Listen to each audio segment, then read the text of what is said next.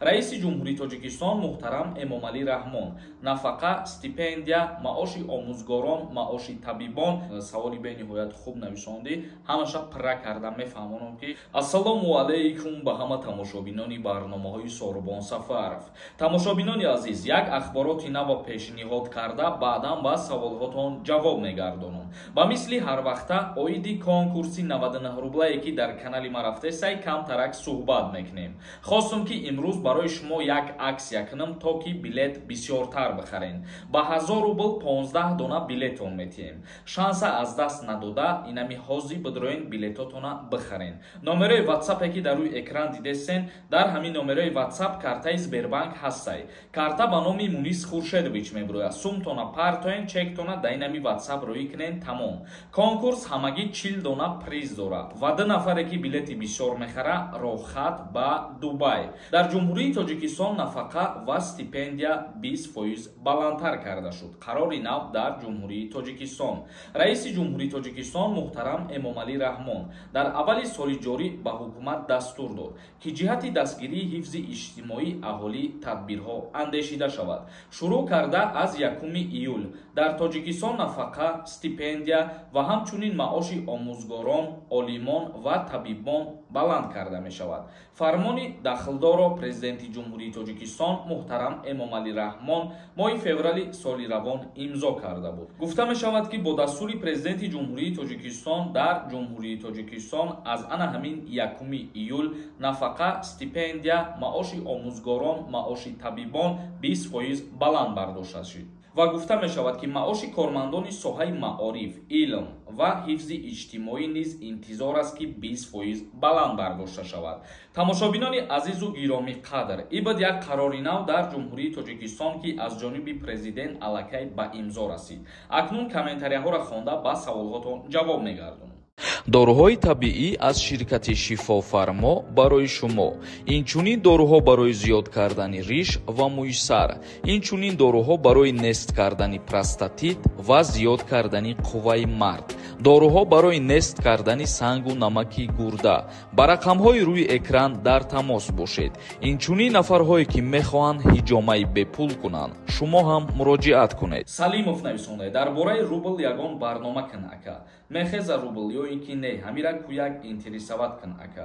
ин чиза ки мо интересоват кардарам наметонем ва пешгӯӣ кардарам наметонем, лекин дар мавзӯи қурби асъор ҳамарӯза дар ҷумҳурии Тоҷикистон мо дар дигари каналмон ҳар рӯз видео мекунем. чихеле ки медонен ғайри ин канал бо як канали дигар дорум дар YouTube Сомониён Тиҷей ном дорад. Маҳмадалиев нависонда ассалому алайкум акай Сорбон.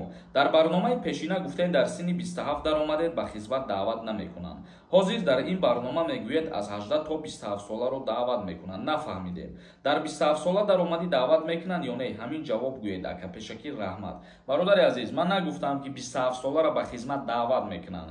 қонунгузории ҷумҳурии Тоҷикистон тибқи моддаи 37 қонуни Тоҷикистон дар бораи хизмати ҳарбӣ ва уҳдадориҳои ҳарбӣ синни соли даъватшавӣ ба хизмата аз 18 то 27 соларо муқаррар кардагиай. яъне ки аллакай 27 сола кишидӣ аз даъваткунӣ ба хизмати ҳарбӣ озод мешавӣ. як каси дигар нависондаи салом ака. ҳамин ду кӯдак дошта бошанд мебаранд хизмат.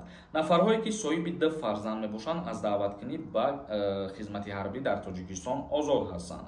як каси дигар нависондаи салом ака. граница ай числои мигратсионӣ мера ё ки ай рӯи регистратсия мера ответ медодем. ай числои анамун мигратсионӣ картат бояд граница пересекат кунӣ. Собирҷон нависондай акай Сорбон ассалому алайкум. ман як писарам, оиладорам, як фарзанд дорам. агар ман ҳозир Тоҷикистон барам хизмат мебаранд ака? не, даъват намекунанд нафарҳое ки як фарзанд мебошанд ё ки сардори оила мебошанд. як каси дигар нависонда ассалому алайкум. гражданини Россия хизмат мебаранд дар Россия. дар ҳолате ки двойное гражданство дошта бошед, вақте ки шумо дар Россия зиндагӣ мекунед, агар постоянни регистратсиятон дар Россия кардагӣ бошад, шуморо ба хизмат дар Россия даъват мекунанд. як каси дигар нависондаи ин дафъа билетота реклама накардид. чӣ гап шид? фурӯхти ҳамаи билета? не, нафурӯхтам, лекин иншааллоҳ ба дастгирии бародарои меҳрубону азизе ки тамошо мекунанд, дастгирӣ мекунанд, рӯзҳои наздик ҳамаи билетҳои конкурс тамом тамом мешавад. баъзе рӯзҳое мешавад ки дар видеоҳо ман ҳамун конкурса реклама намекунам ба хотире ки шумо дилгир нашавед. як каси дигар нависонда ассалому алайкум бародар Сорбон. аз худованди мутаол хоҳонам ҳамеша тансиҳату обод бошед. бародарҷон, ман соли гузашта моҳи июл 10 число Москва омада будам. ман то 10 июли метавонам дар Москва қонунӣ зиндагӣ кунам ё ки то муҳлати тамомшавии патент 26/07 тамом мешавад. илтимос ҷавоб диҳед бародарҷон, саломат бошед. то 10 июля метавонӣ ки аму ҳуҷҷатҳот агар сурок дошта бошанд зиндагонӣ кардан мегирӣ. мисол мегирем регистратсияу патента дар назар дорем. тимболе ки патентите 26-да тамом мешавад. лекин дар ҳолате ки агар регистратсия надошта бошӣ, то пеш аз ҳамун 10 бояд дар Федератсияи Русия ё набошӣ ё регистратсия кунӣ. ва ҳамин хотир шумо ҳушёр бошед, доим ҳуҷҷатотонро нигоҳ кунед ки кай срокош ба охир мерасад. пеш аз ба охир расидани срокош агар Тоҷикистон омаданӣ бошед, 2-3 рӯз пешакӣ биёед. агар омаданӣ набошед, сразу 1 ҳафта пеш ё 3 рӯз пеш бо продлитиш кунед. Мирализода нависонда: салом акаи Сорбон, июни 1996 октябрӣ мебаранд ё ин ки не? моҳи июнда аллакай 27 сола шидагиай. аз даъваткунӣ ба хизмати ҳарбӣ озод шидагиай. як каси дигар нависонда акаи Сорбон, бо мегӯянд ки 18 то 29 сола ростай. тағйирот ва иловаҳо оиди синни сола боло бурдан дар ҷумҳурии Тоҷикистон ворид шидагӣ нестай. мумкин баъзеи шумо ҳамин чиза хато фаҳмидагиен, оиди шаҳрвандони Федератсияи Русия гуфтагиянд. оли дар ҳамин мавзӯъ ҳам як видео мекунам. саволи бениҳоят хуб нависондӣ.